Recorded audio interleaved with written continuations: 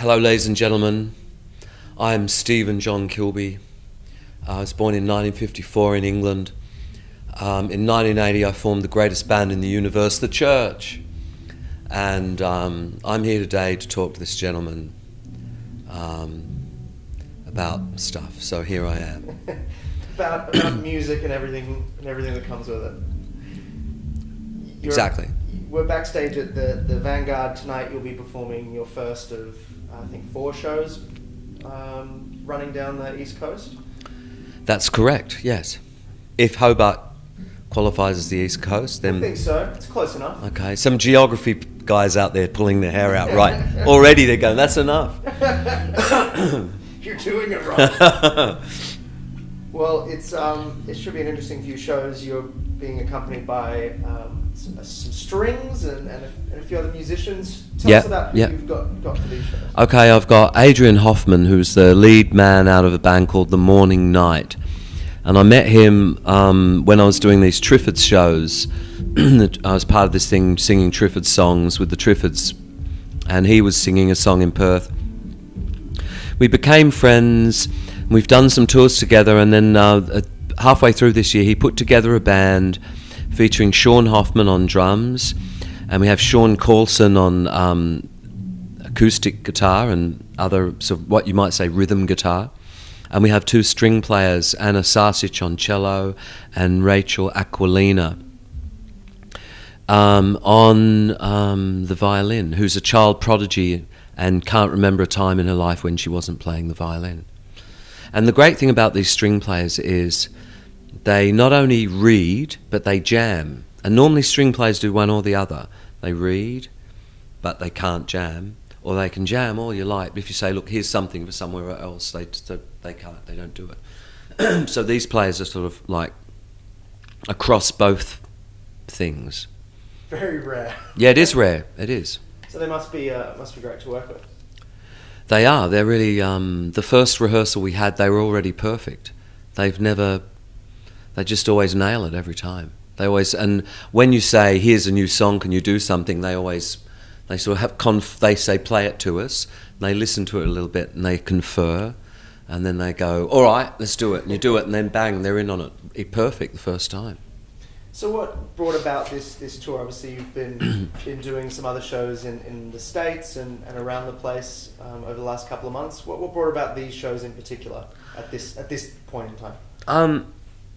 I just think well, we went over and did these other shows. Nothing really brought them on. No real thing. I went over and did this show in Fremantle, and we had the string players, and it worked out so well. Everyone sort of said, "Oh, let's keep going." So, hence, when the string players were free, because they have a very busy kind of musical agenda, playing in all kinds of things. When they were free, we just tried to squeeze these 4 nights in, but for no real occasion other than just playing for the hell of it.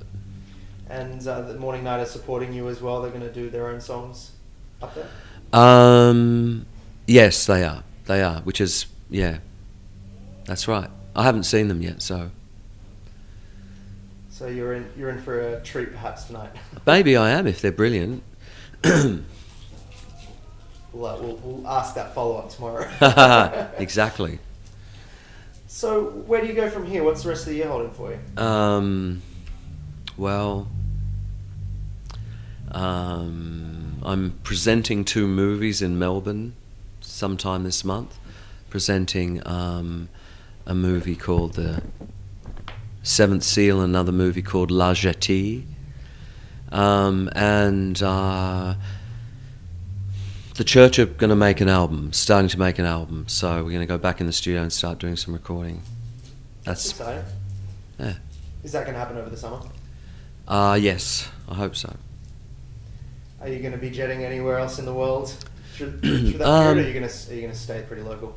Stay pretty local at this stage, I think. Unless something amazing comes up, someone has a great reason to go somewhere, I might do. You mentioned the prodigy downstairs not remembering a time when she wasn't playing the violin. Is there a time that you can remember not making music? Oh yeah, I can remember my my life pre-music and and then when I wasn't very good at it, which took a long time. So I do remember those periods very well. I'm grateful when I pick up a bass guitar and it feels so comfortable and I can do something with it. I feel very grateful because I always remember the time when I couldn't, and when I picked it up and it was like, what am I going to do with this? And just standing on stage and feeling like it was a battle, trying to play it and sing and write songs and yeah, no, so I appreciate it. Every now and then I really do think about, I don't take it all for granted, you know.